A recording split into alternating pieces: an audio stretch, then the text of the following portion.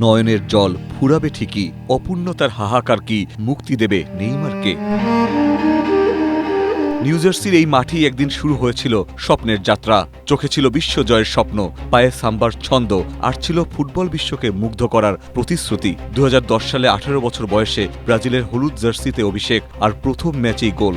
16 বছর পর নিউ জার্সিতেই থমকে গেল এক অসমাপ্ত গল্প। বেজে উঠল আন্তর্জাতিক ফুটবল থেকে ব্রাজিল তারকার বিদায়ের করুণ সুর।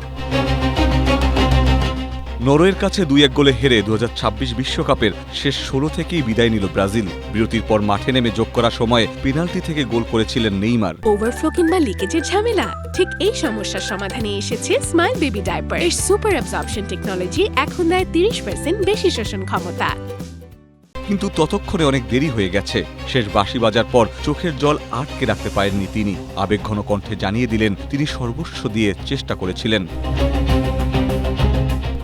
রোনালদিনিহো ও কাকার পর ব্রাজিল যখন নতুন নায়ক খুঁজছিল, তখন সান্তোস থেকে উঠে এসে সেই শূন্যস্থান পূরণের দায়িত্ব কাঁধে তুলে নিয়েছিলেন নেইমার।